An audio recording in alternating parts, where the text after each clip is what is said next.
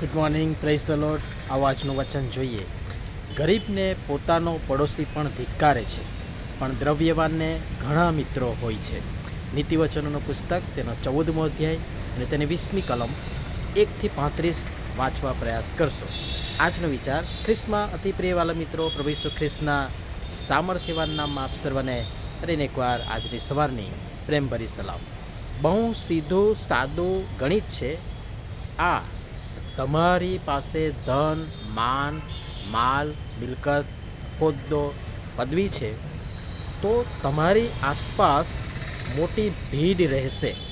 ચાપલુસો, હજુરિયા, ખુશામતખોરો, સ્વાર્થી લોકો, અને તે પણ જબરજસ્તીથી તમારી સાથે સંબંધ ધરાવનારા અને બાંધનારા તક સાધુઓની મોટી તાતી ભીડ હશે.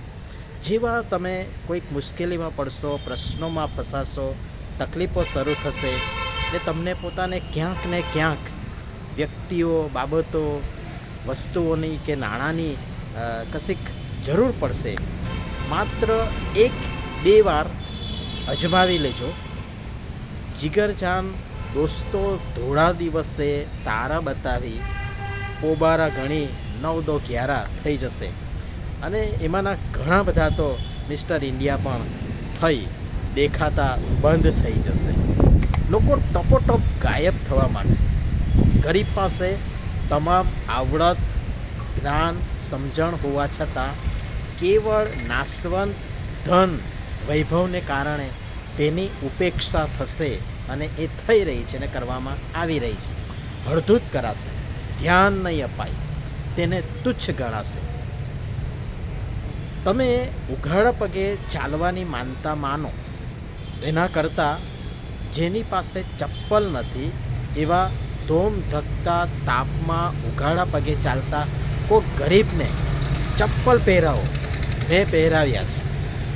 ભર ઉનાળે ધોમ ધકતા તાપમાં દુનિયાદારીથી બિલકુલ અલિપ્ત અને અજાણ એવા અસ્થિર મગજના એક ભાઈને નવા નોખર ચપ્પલ તરત આપી દઈ હું પોતે ઉઘાડા પગે ઘરે આવ્યો છું. આ મારા વખાણ માટે નથી કરતો, કહેતો, પણ મેં કર્યું છે ને અનુભવ્યું છે માટે આ લખી રહ્યો છું અથવા તો કહી રહ્યો છું. તમારા આપી દો કાં તો એને લઈ આપો. ઉપવાસના નામે ઢોંગ કર્યા વગર કોક ભૂખ્યાને તમારા ભાગનું થોડું જમાડી દેજો. જાહેરમાં દાન ધર્મ કરો, અને કરવું જ જોઈએ, પણ એનો ઢંઢેરો ના પીટો. સાથે સાથે કોઈક જરૂરિયાતમંદને દિલથી થાય એ મદદ કરજો, પણ એની મજબૂરીનો લાભ લઈ સસ્તી પ્રશંસા મેળવવા ફોટા પાડી અને વાયરલ ના કરશો. પેલું એક કેળું અને નાનું પાર્લેજીનું બિસ્કિટ અને એ આપતા 10-15 જણા એક વ્યક્તિને, એની મજબૂરીનો લાભ નહીં ઉઠાવશો.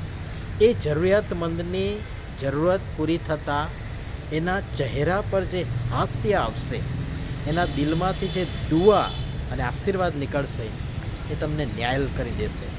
અને એમાં જ મારો, તમારો, આપણો પ્રભુ રાજી છે. તમે ભલા સમરૂની બનો. એ શાસ્ત્રી ને ફરોશી જેવા ઢોંગી નહીં. પોતાના પડોશીને તુચ્છ ગણનાર એ પાપ કરે છે, પણ ગરીબ પર દયા રાખનારને ધન્ય છે. નીતિવચન 14 અને 21માં પણ આ બાબત લખવામાં આવી છે. હમણાં ભારે વરસાદને કારણે ચારે તરફ બહુ જ તારાજી છે. ભયંકર મુસીબતો, મુશ્કેલીઓનો સામનો લોકો કરી રહ્યા છે.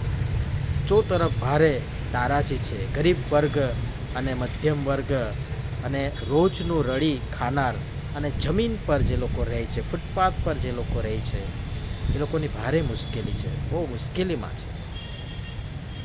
અને તેથી તમારી આસપાસ જુઓ ને બને ને થાય એ મદદ તમે આવા જરૂરિયાતમંદ લોકોને માટે કરો. આપણે પોતે પણ મુસીબતમાં છીએ, પણ છતાં પણ ઈશ્વરે આપણને જે આશીર્વાદો આપ્યા છે એના સહભાગીદાર આ લોકોને પણ બનાવીએ, અને એમાં પ્રભુ રાજી થશે.